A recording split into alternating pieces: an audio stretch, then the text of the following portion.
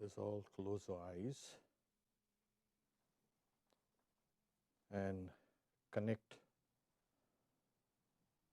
with our inner self.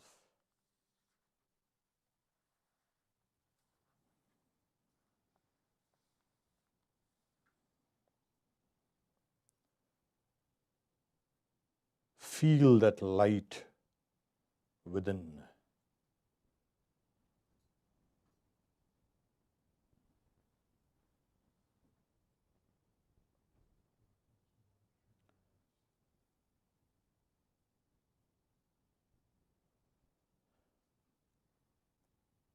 That pure knowledge, unfathomable bliss, the origin of the universe, the ocean of mercy, without beginning and end, and beyond all the categories of nature. That one supreme self is manifest here on earth as Ramakrishna. That which the scriptures through fear describe as not this,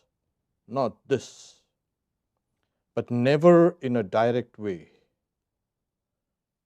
whose only form is the form of consciousness absolute, that which is the good, the supreme reality, the ruler of rulers, that is manifest here on earth as Ramakrishna. That which the scriptures praise under the name of Shiva, which is eternal, bliss absolute, infinite, and the one without a second.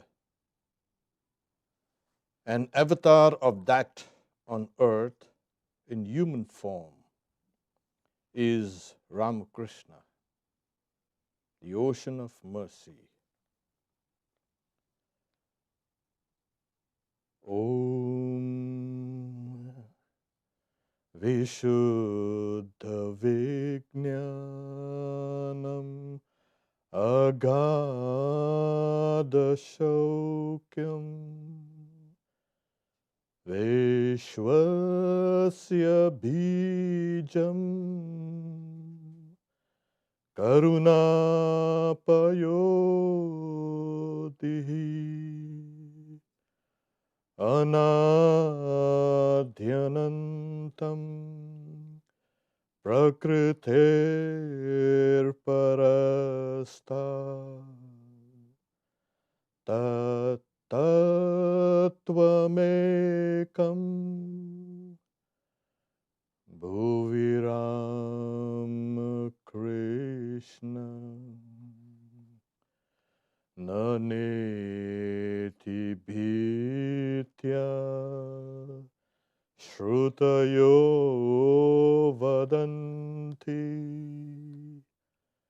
Vadanti Sakshat Nachayam Kadachi Chidekarupaha Shiva Ishwaranam Maheshwaro So Bhuviram Krishna.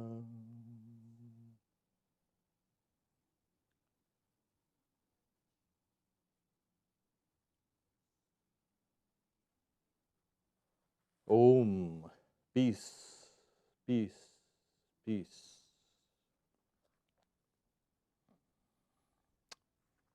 Good morning, everybody. And we're going to speak about the divine mission of an avatar.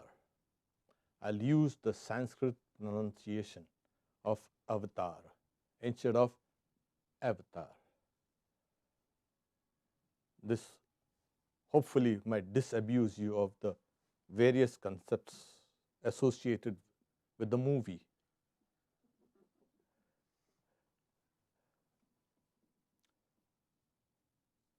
The avatar means that which has descended, the descent of the divine, or properly to manifest, to become tangible, perceptible. And it has been the central mystery in all religions. Religions have been divided on the basis of the doctrine of an incarnation. Yes, how does an infinite entity becomes finite? And it has been very vexing philosophically. That's the reason why philosophy dismisses the very concept of avatar. They just ignore it. The next is, if it has happened once, it has to happen repeatedly. There cannot be in the universe a one-off chance, and that's all. Sri Ramakrishna says, in the gospel you find, I saw Satchidananda come out of this body and say, I incarnate in every age. Now, this is a direct perception. You can take this on faith, but we will discuss the mission and how an avatar authenticates our lives, which is important. The first thing is, let me start with a quotation from the Bhagavad Gita. It says, my birth and my works are divine. Those who can understand or know it will be freed from repeated births in this world. Janma karma chame divyam. So an avatar's birth is divine, his life is divine, and everything that she or he does is divine. And that's why he's saying, evam yo vetti tatpata. One who knows this in truth will not be reborn. That is the assurance. So we are trying to explore some of the salient features of an avatar's mission, divine mission. The first is, remove an avatar from a religion and you are left with nothing. They are the authors of the scriptures. You might get philosophical books written by n number of philosophers, but their words are not philosophy, their words are direct perception. When Sri Ramakrishna was asked, have you seen God? I have seen God. That is it. It's direct. No philosophical conundrums, no beating around the bush. And that's why there's an eternal appeal for such scriptures. Besides, they dominate religions. All religions are dominated by their towering personality. Take Buddha out of Buddhism, and what do you get? Take Christ from Christianity, and what do you get? Take Rama or Krishna or Ramakrishna and see what you get. Nothing. It's just a kind of empty shell. meaningless rituals and songs and doctrines. That leads us to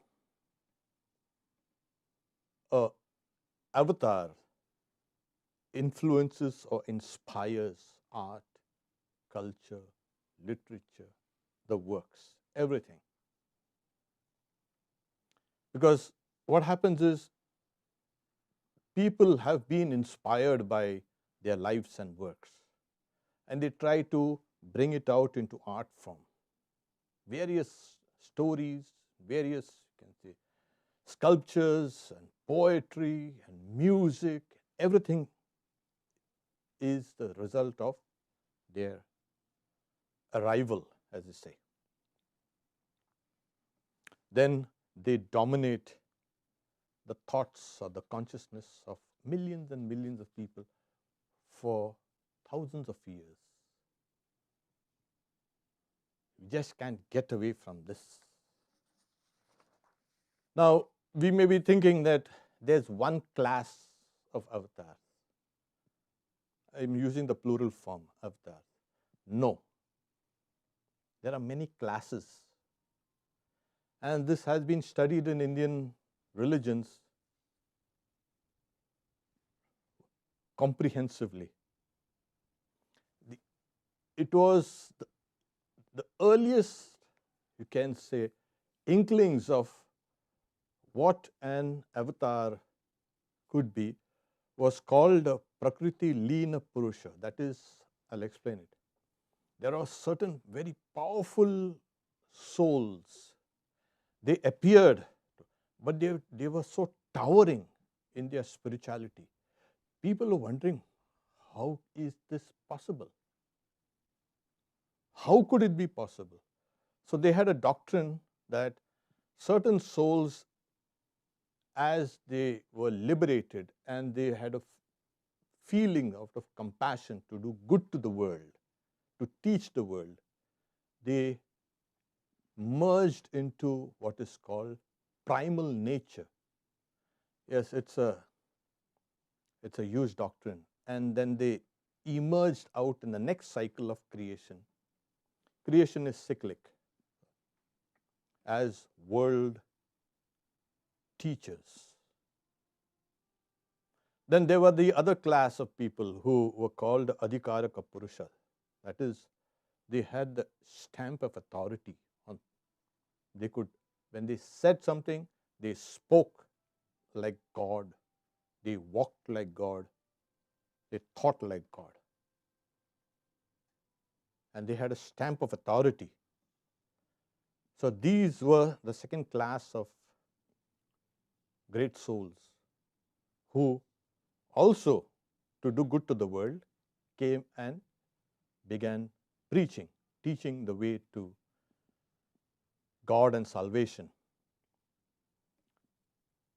Then came, during the Puranic ages, that is the mythological and later ages, from the Vedic we came down to the next age, when they started the classification. They first called it the partial. Some incarnations were partial, angsha.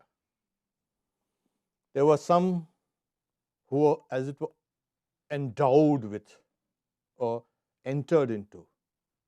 They were called Aveshya avatar. Then there was the Sakshat avatar, direct. There was an avatar of the age, Yuga avatar. There was the inner dwelling avatar. It's called the inner controller, Antaryami. There was something called the cosmic or the salvific aspect, called the Vyuha. And there was another class of avatars called the Purna, the full. So we had partial and we had full also, and we had some for the age. And there were the other classifications.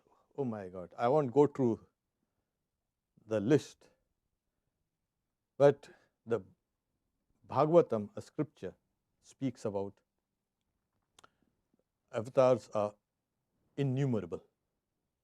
So that is what it is. What is an avatar now? As I said, religions were divided on the basis of this: how does God embody? How does something which is infinite embody? And they made it like Father and Son, etc., etc. But that wasn't very satisfying philosophically. Then they said, you got to take it on faith. In one of the, you can say, introductions to the Bhagavad Gita by the commentator Shankaracharya, he speaks about it from the standpoint of Advaita Vedanta. He says, the Lord, endowed with knowledge, sovereignty, power, strength, valor, and formidability, exercises his command over his own Maya, which naturally belongs to him as Vishnu, and which goes by the name of Prakriti, or primal nature, consisting of three gunas. And as such, through his own Maya, he appears as if embodied, as if born, and as if favoring people. Though by his nature he is birthless, changeless, the Lord of all beings, eternal, pure, free, and consciousness. So here it is, Nitya Shuddha Buddha Mukta Satya Swabhava. So the Lord subdues nature, primal nature, and appears. So he's given us an idea that the Lord appears to be born. Because something which is birthless cannot be born, because it will be a contradiction in terms. How can that which is birthless be born? Then if that's the God, then that will be not a God anymore, because it has come away from its nature. And that can never happen to the divine. The divine has to stay divine. It cannot be mutable. The divine cannot be divided, subdivided, etc., but appears. This is from the standpoint of Advaita Vedanta, non-dualistic philosophy.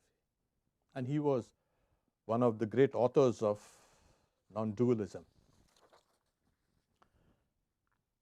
In almost all the central scriptures, we have this idea of an avatar. Now, what is the divine mission?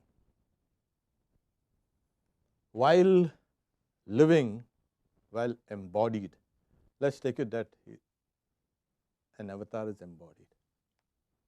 What an avatar does is, first thing, he energizes all forms of spirituality, authentic forms of spirituality. He fulfills all the other past incarnations.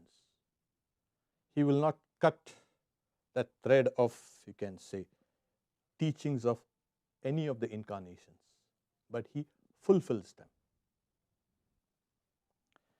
He or she energizes all forms of worship, all forms of gods and goddesses, everything, all forms of spiritual practices, all forms of spirituality. And suddenly a flood tide has come in this world, and which was dry for so long, and everything is now coming full. Then the next one is, which is also a part of the divine mission, to evolve humankind into its full stature.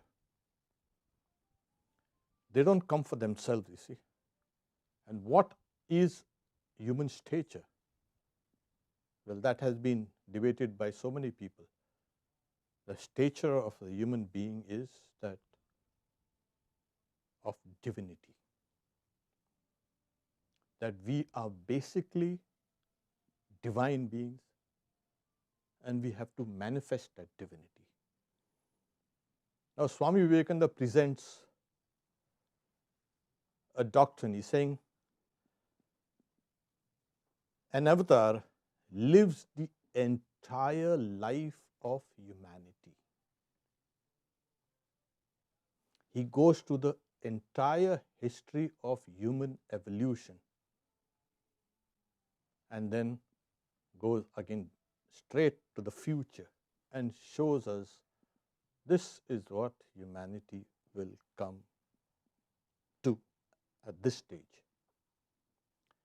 Like each of us, we go through our entire evolutionary history when we are in the womb and when we come out also of the womb.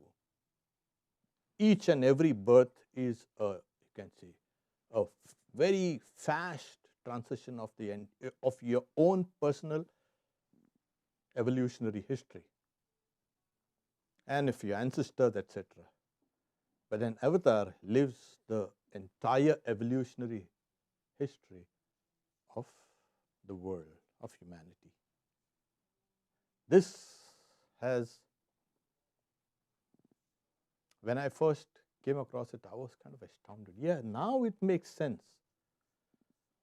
An avatar does not come for a small group of people or for a limited time. The implications of his life are for everybody and for all times. And that is the first, you can say, the primal mission of an avatar. He or she is evolving us into a divine stature. So apart from energizing all forms of rituals, etc., and all forms of prayers and all forms, so you will not find anybody saying, "Oh, that is bad." No, the old doctrines and all were wrong. No, they will never do that. They will take a course correction. So the divine descends for us to ascend. So it's not just a one-way street descent. So we can ascend. As Sri Ramakrishna also says, Swamiji calls him also that. He cancels the doom of millions and millions of souls. It's called the Kapala Mochana. In India, we have your future written on your forehead there for everybody to see what your future is, what your destiny is. So it's like Kapalmati, he wipes out that, your past destiny, and gives you a new destiny. He also says that one who takes refuge in an avatar is saved. And he gives the example of, he says, I'm Farash Danga. That is, in colonial India, the British were ruling almost everything. But there were some other French and you can say Dutch and all these settlements were there. So the guys who created some trouble against the British, and they used to flee to the French quarters. And there the laws were different. The French said, no, you can't come here. This is a different country. So to escape whatever was going to be meted out to them, they came out here. So whatever you have done in this world, whatever you have thought and whatever, you come to an avatar, you're saved. Don't worry. The next, an avatar, that is, it becomes a form to be worshipped. Take an example of Buddha or Christ. We have this form becomes a form to be worshipped for thousands and thousands of years. You have various depictions of Buddha and various depictions of Christ. That doesn't make a difference. Some try to make him a European, some try to make him Middle Easterner, some try to make him Asian, some try to make him all sorts of things. It doesn't matter. But that form is worshipped. And that's the surest sign that this is an avatar. The next is an avatar. Why does he do all this? Because he or she becomes a door to the infinite. It's like an avatar is drawing the souls towards him and letting them enter into the infinite through his form. So his form becomes the door to the infinite. We also have something called, when an avatar descends, starts a new spiritual order. It's called a sampada. First is, an avatar does not come alone. It comes with a group of very powerful souls who take the message and help trickle it down to the masses according to their capacities. That's extremely important. It's like otherwise the whole force of an avatar spirituality will not be able to be absorbed by the world. So these souls first take the first brunt of it, and then slowly. And we see it in the life of all incarnations. It has to be there. So that is another sign of the divine working. And this power will slowly go on for ages and ages and ages. An avatar will also start a new form of guru-disciple tradition. It's inevitable. So a guru comes who was a disciple and then becomes a guru and then starts tradition. So that secret teachings of an avatar are protected by this tradition. That's why I told you, don't tell everybody a mantra.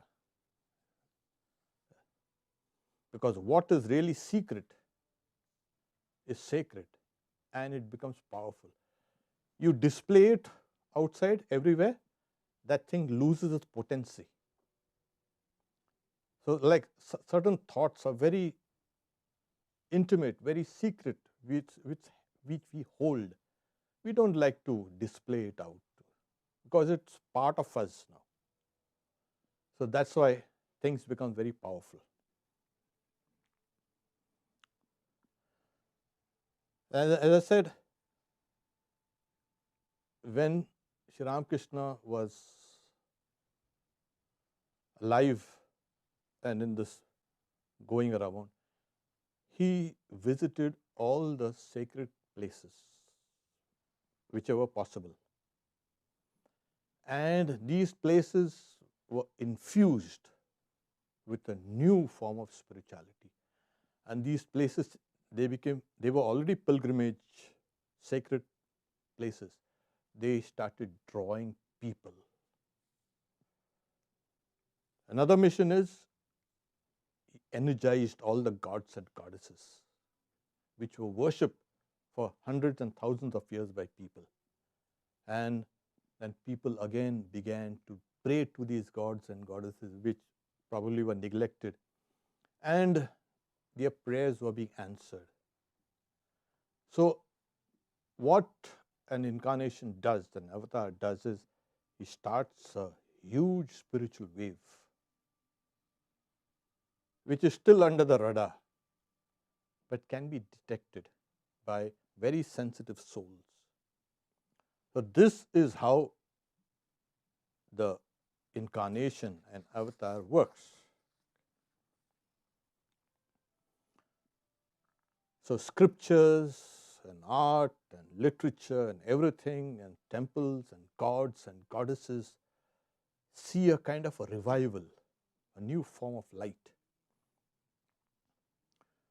So many of these doctrines which were subject to doubt, whether these old stories in the mythology were true or no. And it's natural that we will doubt something. And you find in all the lives of avatars, they say these stories were all true. Like Sri Ramakrishna says, I saw Krishna, I saw Rama, I saw the goddess, I saw this. Oh my God. So those stories were actually right.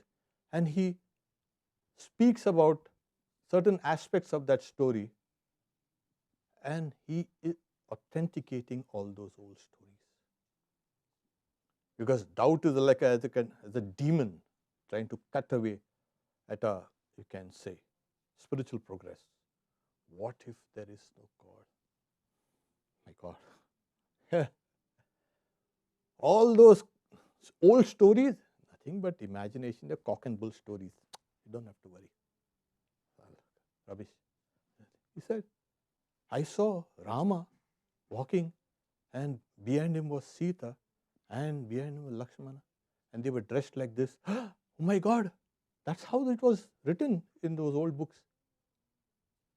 So this is authentication. So all the old mythology, the old scriptures, the gods and the goddesses and the rituals and the holy places are all, as it were, given a new life by an avatar.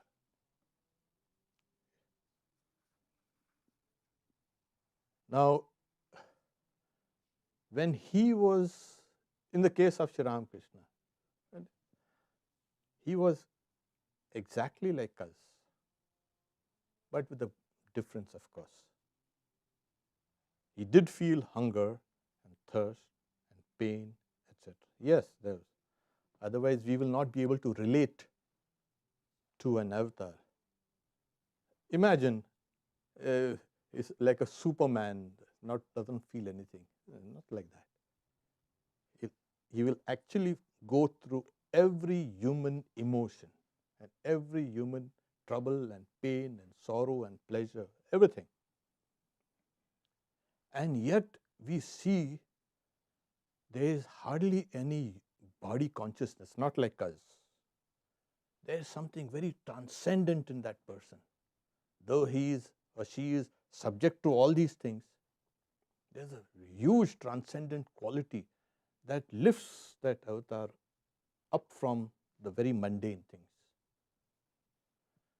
That also tells us that there is a transcendent quality in all of us, which, of course, we don't awaken or we are not aware of. There is something very transcendent in every human being. And that is true. And that's what an avatar tries to awaken in us. Yeah, these things are there. But yes, you are much beyond all your human limitations. People run after happiness. And the avatar says, don't run after happiness. There's no such thing as happiness. So what does an avatar do? Saying, run towards liberation. He'll orient the goal. What are you running after? You run after liberation. So this is how an avatar impels the divine mission.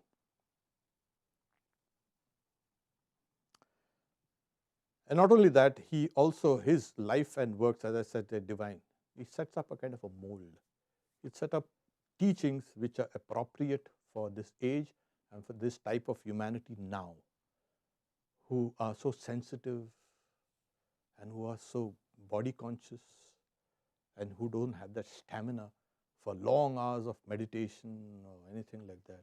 So he will give you teachings tailored for this age.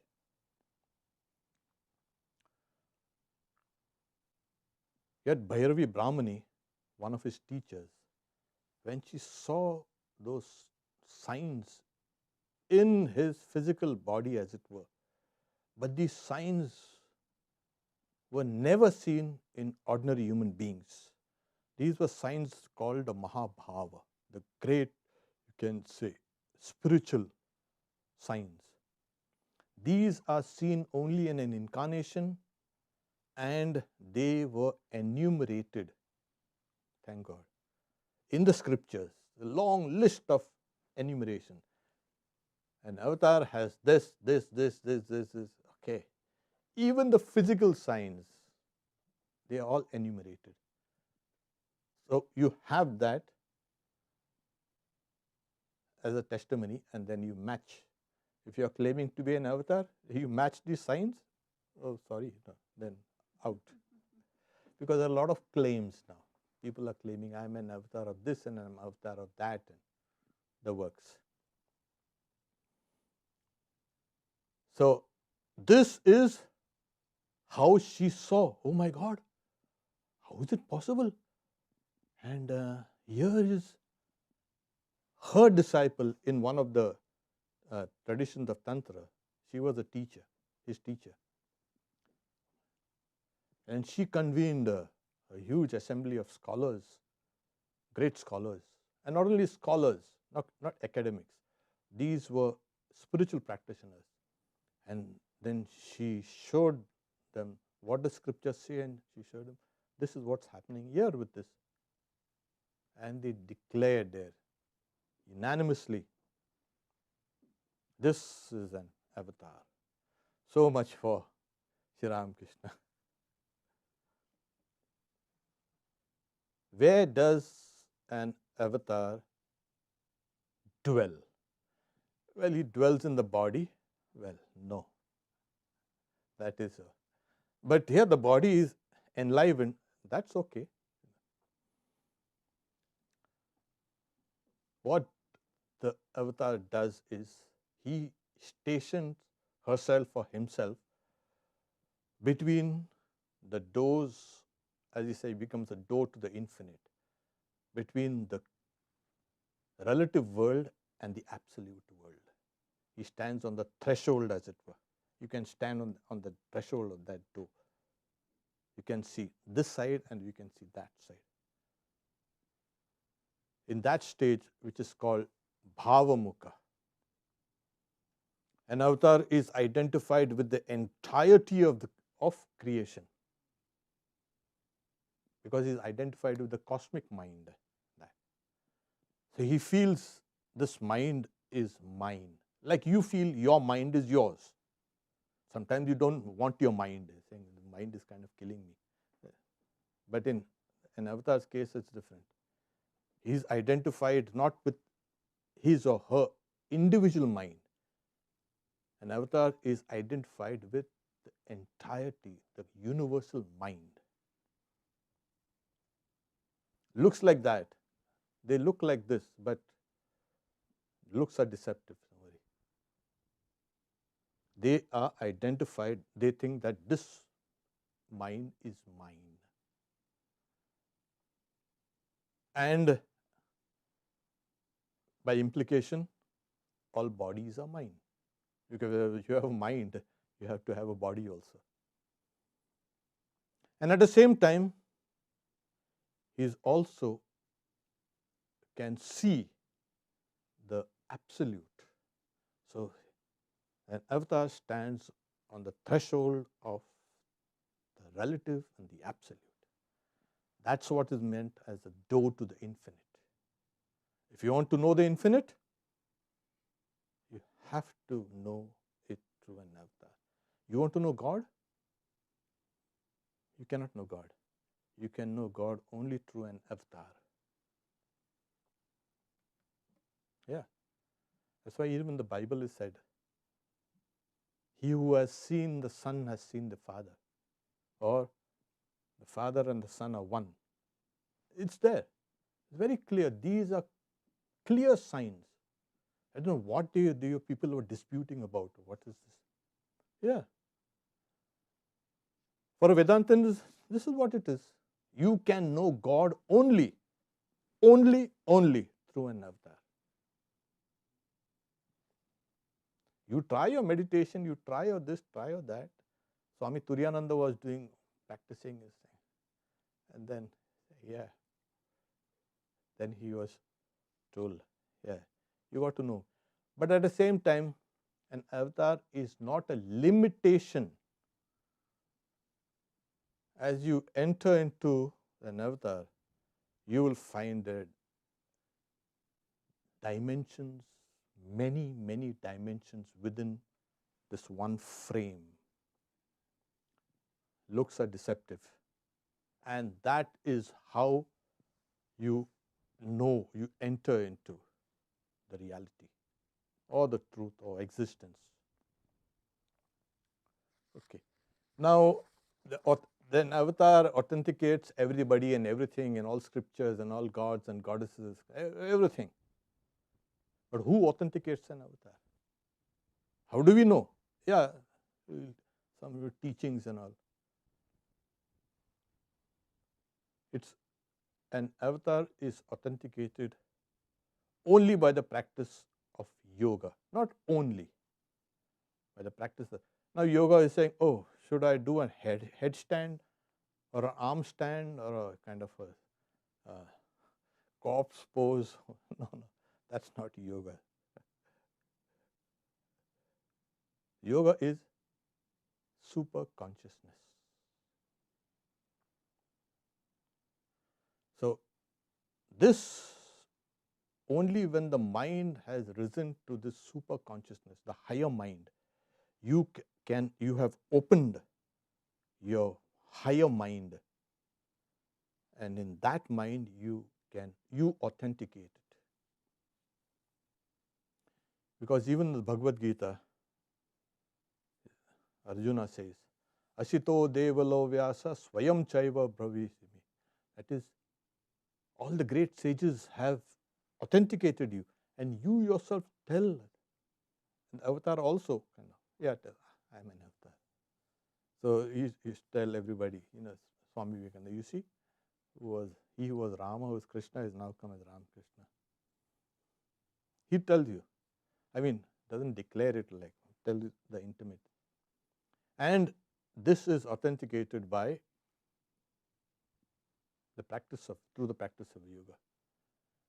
Then the next authentication comes even before the advent. There's a huge kind of spiritual wave that is rising through lesser spiritual personalities, always. Like in the case of in Christianity, you will have John the Baptist coming before him and cleaning up the place a little. Always, it's always there. And then the wave comes in. Then an avatar appears to you in visions and in dreams, even before he or she is born. This authenticates. And then, the places where they were born and their parents, etc., become venerable. People go and visit all these places. So when does an avatar come? Why want? You are responsible for bringing an avatar. Each one of us. So you just, okay, let's go, it's time for me to go down. No, it's not like that. It's been a long time. Let's see what those guys are doing down there. It's never like that. Every time you have prayed, every time you have hoped, every time you have wept, every time you have cried out in pain, and every time you have asked, is there a God? And what is God doing? Can't he see all this happening? All those things bring him down. So you are responsible for bringing an avatar down. So an avatar is a response to all our prayers, etc., etc. He is an answer to all the prayers and all questions and our doubts and our skepticism and everything. An avatar comes as a response to it. So the more intensely you pray and weep, it will come quickly. Now from where? Now that's another. God is up there sleeping and kind of disturbed. Oh, these guys are kind of calling me. Let's go down from some high heaven. Yeah, it's some kind of high heaven. God dwells in some high heaven. But in Vedanta, those high heavens are all dismissed, saying that it's useless. What's high heaven? That high heaven is within each one of us. So God is sitting in this heaven, which is within. He descends from here, not from there. So that is the place of an avatar. Come out from here. I think this is clear. It's very simple, isn't it? Yeah. It makes more sense than to have him or her coming down from the skies and you go, okay, might crash land somewhere. So, because he is an inner controller, he has heard you weep and cry for him, descends down. So, the collective, the accumulated prayers and tears and hopes and fast and vigils and everything that you have done for God becomes embodied as an avatar. That makes a little more sense now. So whenever the human life has become so difficult, so kind of ridden with crises, comes to make things easy. And when an avatar comes, that's not only I've been talking about kind of some a spiritual development and all these things, they take place and all.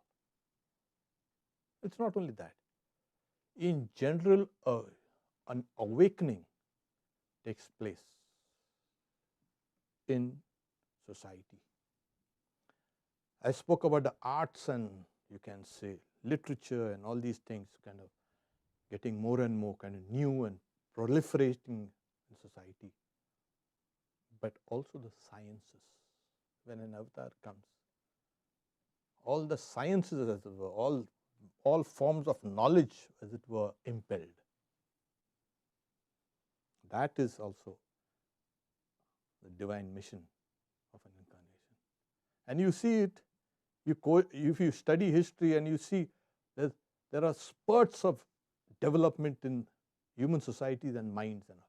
And you'll see it's coinciding with an advent of an avatar. Always. It has to be there. So that's another divine mission. So suddenly the sleepy society and sleepy minds are kind of pushed up. And material sciences also calling it material sciences, knowledge starts exploding. All forms of knowledge. And that is trickled down into technology, etc. So, when an avatar leaves the stage, to use an old idea, the world is the stage. What happens? Does the mission is over? Oh, no. This is just the beginning, don't worry. When an avatar appears, we can see the signs. Very few people know him or her during that stage. Just a small group of people, but then it's working in secret and slowly it's kind of spreading all over. An avatar is known only after he or she gives up this physical body. Otherwise, who would have known Buddha or Christ or Ramakrishna, Brahma? Who knows? When they were alive, oh, he was a prince. Oh, he was the son of a carpenter. Oh, he was a poor Brahmin. What? Now, what's happening? So the real divine mission of an avatar begins when gives up the body. So where does he disappear into? As I told you, he comes down from your heart and goes back into your heart. That's the place where he is. So all of us embody an avatar now. This is the secret. As I said, this is the biggest secret. And what mysterious descent. How is it? All of us embody an avatar now. Or the avatar is embodied in all of our souls. First he was embodied in one form. Now an avatar is embodied in all human forms and all forms, mainly human, because we've been trying to understand and study. So this is what happens. An avatar does not leave us to our doom. He is embodied.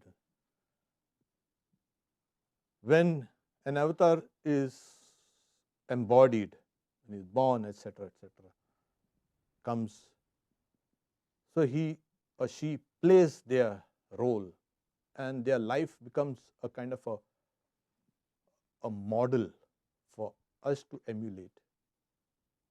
Because everything, whatever, even the slightest thing that an avatar does, smallest action or thought, becomes a kind of an index for us. This is how we got to live our life. And when gives up the body, the embodied within us, within our souls, now we have a clear, you can say, path. The words, the actions, the divine words and divine actions are there for us to manifest that avatar the way it is supposed to be. For this age, this is how we got to live. And if you can do that, then avatar lives through you, works through you. In Vedanta, it's always said, you cannot be different from reality. You are that reality, and so that reality has appeared like this, and this is how it is going to be. So where does an avatar go? That is why we have time over time innumerable avatars coming for every age, trying to infuse us with those ideas so that we can manifest those ideas of an avatar. So Sri Ramakrishna will say, I have prepared the food. Now you come and sit down and partake of it. Or whatever I have done, you do 1/16 of what I have done. 1/16 is a huge thing. Yeah. But the principal idea is, know who I am and what is your relationship to me. That's it. This is an avatar. I could go on and on and on and on. But we'll stop here for a few questions if there are. Om, peace, peace, peace, peace.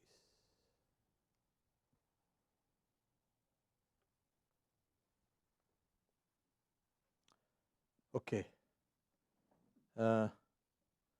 Vivekananda speaks of human beings are born potentially divine. Why potentially? Yeah, you've got to evolve yourself. You are divine. But do you feel that divinity? That's the reason why in his Raja Yoga, he says, if you practice this yoga, that potential divinity becomes an actuality. Simple as that. When now you are thinking you are a human being, so you stop thinking of yourself as a human being, then you actualize your divine nature. And if you not yet begun, and if you want to begin, to manifest your divinity, then it becomes a potentiality. It's not that it is non-existent. It is existent. It is potential. Like the whole tree is in that tiny seed. That whole tree is potentially in that tiny seed. So every human being is potentially a god. Yes. We must not think that there's something outside there with a long beard or without a beard, the female, male, there's nothing like that. So that's the reason why he says potentially divine. Swamiji, how to love without attachment? If I love someone, you don't have expectations, but their memories are going on in my mind during prayer. How can we overcome that? But that love should not be fake. Oh my God. Huge. If you really love somebody, you will never be selfish and attached. Real love liberates. Okay. So, but what's the solution? Think of those people and you also as souls. That will detach you from you can say the external attractions or whatever. You can love people as souls. That will be even better. But go through this education. It's good to be miserable at times, and you want to love. When you are loving, you are fine. You are on cloud 9. And then when you stop loving, then you are down a bit. That's an education. The soul needs education. But remember one thing, that the source of our love is, and of beauty is, God. We attach that love and beauty to the body and mind. It's never that. So it's always of the. So if you can remember that real love is the very essence of the nature of the soul, then your attachment, etc., diminishes. Once liberated and reached moksha, what is the next? Om Tat Sat. It's like asking, what happens to a drop of water which falls in the ocean? What happens? Where's the drop of water? It has become the ocean. So moksha, liberation, is this. The drop of water is merged in the ocean. It's not going to retain its identity. Okay.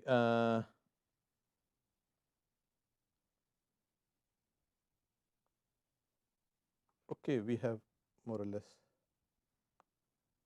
taken care of all these things. Yes. Do we have any questions here? Yeah. Sorry, I don't talk very loud.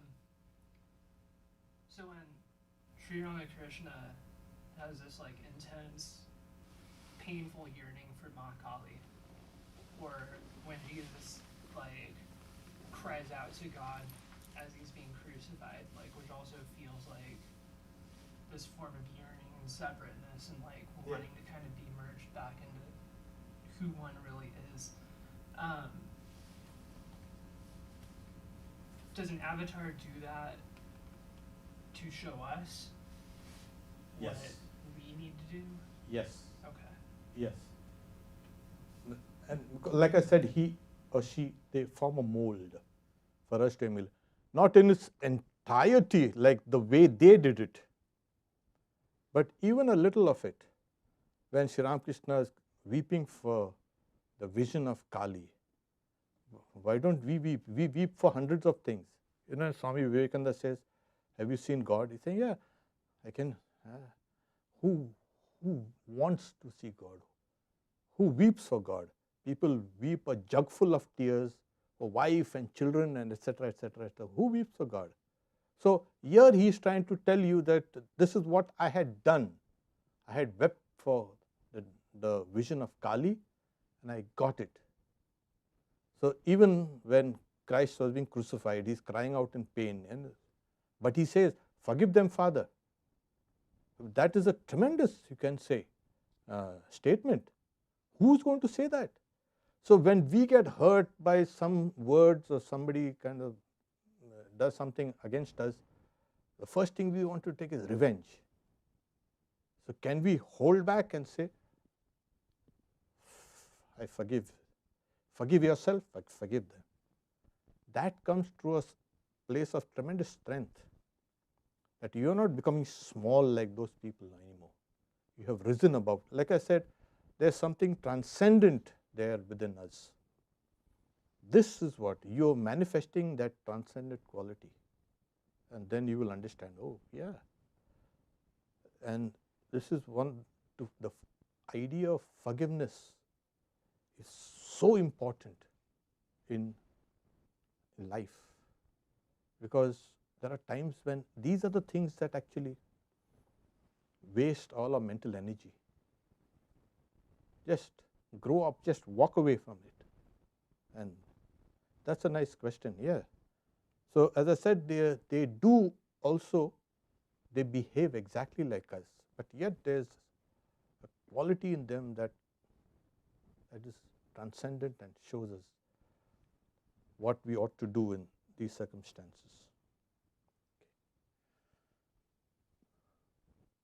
So thank you very much.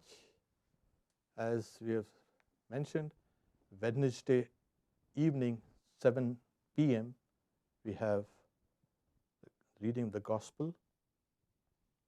Fridays, 7 p.m., we have started a series on the householder disciples of Ramakrishna. We started with Gopala's mother, and we have Sunday, we have here the usual 10 a.m. talk. We also will be bringing in Karma Yoga, so you will have an opportunity to come here and serve this place. And we have, yesterday we had a retreat at Arlington, Tapavan, and we have, that's every second Saturday, and the fourth Saturday is always Karma Yoga there.